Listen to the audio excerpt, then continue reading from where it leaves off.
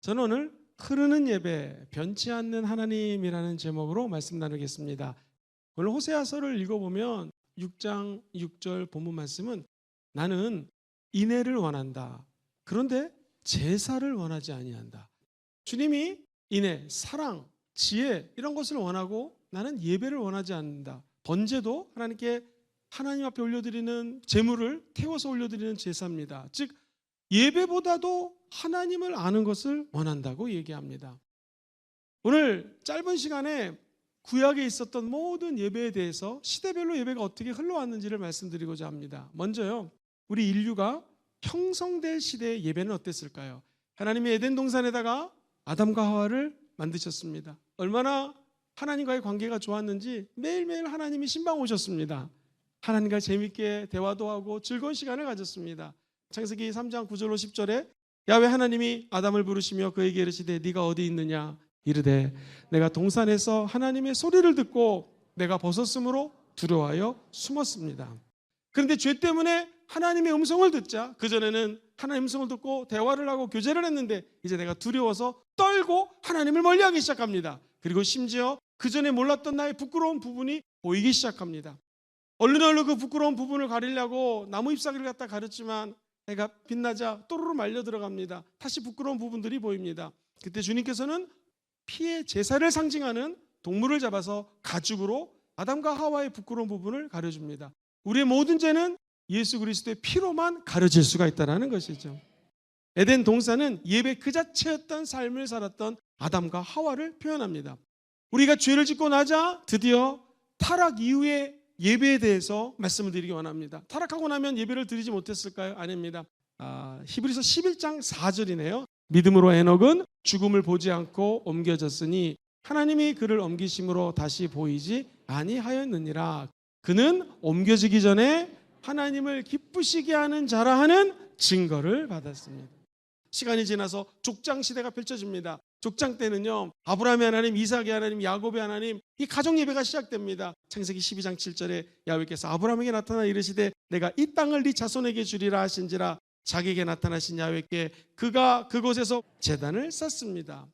그때 제사는 제물을 받아 피를 흘리고 피값을 통해서 죄사함을 받고 하나님께 나아갈 수가 있었습니다. 창세기 15장 9절에 보면 야훼께서 그들에게 이르시되 나를 위하여 3년 된 암소와 3년 된 암염소와 3년 된 순양과 산비둘기와 칡비둘기 새끼를 가져올지니라. 다시 말해서 흠도 없고 죄도 없는, 예를 들면 어린 양에 우리의 죄를 다 전이시킵니다. 전가가 됩니다.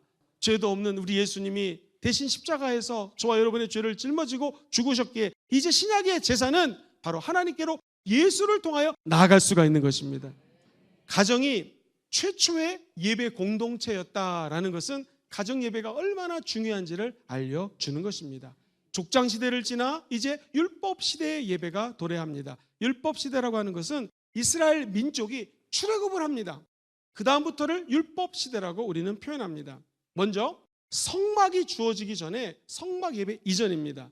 이 가정에서 민족으로 확대가 됩니다. 아브라함의 하나님, 이삭의 하나님, 야곱의 하나님, 그리고 요셉을 통해서 70여 명의 야곱의 가족들이 저 먼 이스라엘에서 애굽으로 이민을 갑니다. 약 400년 동안을 살다가 출애굽을 하게 되죠. 그때는 더 이상 가정이 아닌 민족 단위로 예배를 드리게 되었습니다. 첫 번째, 예배 형식이 정착이 됩니다. 그리고 율법을 가르치던 회막이 예배 처소가 되기 시작합니다. 출애굽기 33장 7절을 읽어드리면 모세가 항상 장막을 취하여 진 밖에 쳐서 진과 멀리 떠나게 하고 회막이라 이름하니 야훼를 앙모하는 자는 다 진 바깥 회막으로 나아가고 있는 거예요. 이때는 예배의 범위가 확장돼서 가정이 아닌 모든 공동체가 모이는 것처럼 평상시에 가정에서 살지만 주일날 이렇게 모여서 예배 드릴 때 하나님의 영광이 임하게 되는 것이고요. 우리 교회가 나아가야 될 방향을 주님이 알려주십니다. 급기야 우리 주님께서는요, 성막 시대를 열어주셨습니다. 오직 성막에서만 예배를 하게 합니다. 그리고 성막에서 어떻게 예배를 드려야 되며 성막 기구는 어떻게 만들어야 되는지를 아주 자세히 알려주십니다. 이 시기의 예배의 핵심은 뭐냐면 희생제사입니다. 그리고 기도를 드립니다. 우리의 죄를 여기 있는 양에게 전이시킵니다. 전가시킵니다. 하고 죄가 다 양에게로 들어갑니다. 그럼 제사장은 그 피를 가지고 물두덩이에 가서 더러운 것들을 씻어내고 성소에 들어갑니다. 성소안은 성소와 지성소로 나뉘어져 있습니다. 성소 왼편에 7개의 촛불이 있습니다. 저와 여러분이 마음이 어두워질 때에 성령의 빛이 우리의 마음을 밝혀주십니다. 더러운 것들이 있다 할지라도 성령의 빛이 임하면 더러운 것이 보이게 되는 거고요. 씻어내면 됩니다. 깨끗하게 하면 됩니다. 그 앞에는 12개의 진설병이 있습니다. 이것은 떡입니다. 12개는 12지파를 상징하기도 하고 또 1년 12달을 상징하기도 합니다. 즉 시간마다 순간마다 때마다 저와 여러분들이 먹어야 될 것이 하나님의 말씀입니다. 그런데 이 말씀조차도 성령의 빛을 의지해서 말씀을 먹어야 됩니다. 왜냐하면 성경의 저자가 성령님이십니다. 그리고 성경을 읽을 때마다 깨닫게 하시는 분이 성령 하나님이십니다. 24시간 분향단 앞으로 다 같이 나아갑니다. 이것은 24시간 꺼지면 안 되는 그야말로 분향단입니다. 그것은 바로 감사를 의미합니다. 감사를 드리게 되면 드디어 지성소 안으로 들어갈 수가 있습니다. 지성소에서는 하나님의 얼굴을 마주보고 내 죄를 내려놓고 주님의 음성을 듣는 것이 지성소 체험입니다. 그래서 만나를 담은 항아리가 있습니다. 아론의 지팡이는 이게 막대기입니다. 싸게 납니다. 일반 막대기 어찌 싸게 나겠습니까? 죽을 수밖에 없는 저와 여러분, 막대기 같은 인생의 생명의 역사가 터치하면 싸게 나게 될 것입니다. 이제 사사시대가 도래합니다. 리더십을 통하여 하나님이 통치하십니다. 12지파가 각 지역을 분배합니다. 그리고 성소를 세워서 하나님을 찬양하기 시작합니다. 사사기 2장 1절로 3절에 보면 야훼 사자가 길갈에서부터 복임으로 올라와 말하되 내가 너희를 애굽에서 올라오게 하여 내가 너희의 조상들에게 맹세한 땅으로 들어가게 하였으며 또 내가 이르기를 내가 너희와 함께한 언약을 영원히 어기지 아니할 것이다. 근데 문제가 생겼습니다. 지도자들도 있고 성소도 생기고 우리 땅이 생겼습니다. 너희는 이 땅의 주민과 언약을 맺지 말며 그들의 제단들을 헐라 하였거늘 너희가 내 목소리를 듣지 아니하였으니 어찌하여 그리하였느냐. 이 땅의 주민과 언약도 맺지 말고 제단을 헐어버려야 되는데 그렇게 하지 않았습니다. 그러자 이방신들이 들어오기 시작합니다. 종교가 혼합이 됩니다. 사사시대의 예배는 안타깝게도 타락합니다. 사사들이 벌떡 일어나서 참된 예배로 복귀할지어다. 그리고 이스라엘 백성들에게 촉구합니다. 사사기 7장 18절 보면 나와 나를 따르는 자가 다 나팔을 불거든 너희도 모든 진영주위에서 나팔을 불며 이르기를 야훼를 위하라. 하나님을 위하는 것입니다. 그리고 기드온 영적인 리더들을 위하라라고 선포하면서 그들이 회복되기를 원합니다. 사사시대에 타락했던 예배, 이제 우리에게도 왕을 주시옵소서 하면서 왕정이 시작됩니다. 통일 왕정 시대의 예배는 어땠을까요? 다윗은 예배자였습니다. 너무나 많은 전쟁에서 피를 흘렸기 때문에 다윗의 시대에 성전을 지을 수가 없었습니다. 우리가 아는 것처럼 솔로몬을 통하여 하나님이 성전을 세웁니다. 열왕기상 6장 11절 13절에 야훼의 말씀이 솔로몬에게 임하여 이르시되 내가 지금 이 성전을 건축하니 네가 만일 내 법도를 따르며 내 율례를 행하며 내 모든 계명을 지켜 그대로 행하면 내가 너의 아버지 다윗에게 한 말을 너에게 확실히 이룰 것이요. 이제부터 성도들은 예루살렘 성전에 모여서 예배드리기 시작합니다. 그리고 하나님의 은혜 가운데 젖어들기 시작합니다. 그러나 문제가 또 생깁니다. 왕이 이 여자 저 여자 여러 가지 이유 때문에 데려오기 시작합니다. 그 여인이 섬겼던 모든 종교들이 다 들어오기 시작합니다. 다시 이방신들이 들어오는 바람에 나라가 갈라집니다. 6번째, 분열 왕국 시대가 도래합니다. 이때 예배는 어땠을까요? 형식주의에 치우치면서 타락한 예배 개혁이 일어납니다.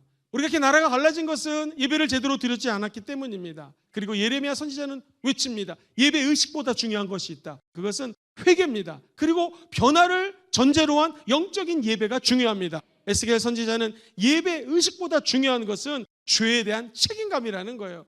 그래서 제사를 원치 아니한다는 말씀은 잘 해석해야 됩니다.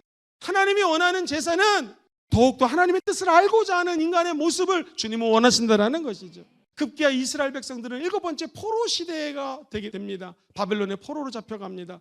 여러분, 포로 시대가 되었으니 예배를 못 드리지 않겠습니까? 그렇지 않습니다. 하나님께서는 은혜를 베푸십니다. 에스겔서 1장 1절로 3절에 보면 30째 해 넷째 달 초닷새에 내가 그발 강가 사로잡힌 중에 있을 때 하늘이 열리며 하나님의 모습이 내게 보이더니 여호와킨 왕이 사로잡힌 지 5년 그달 초닷새라 갈대아 땅 그발 강가에 야훼의 말씀이 부시의 아들 제사장 에스겔에게 특별히 임하고 야훼의 권능이 내게 있더라.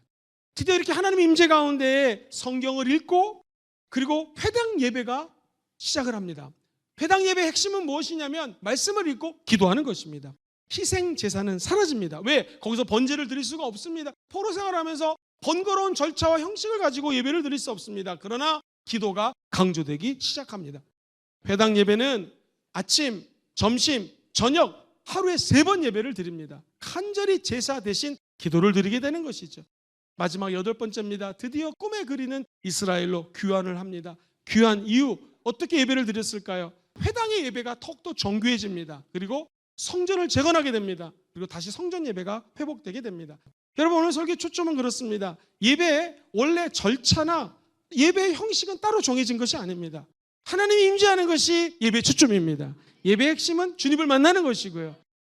맨날 예배가 변합니다. 환경이 변합니다. 그러나 우리 주님은 그때마다 함께 하셨습니다.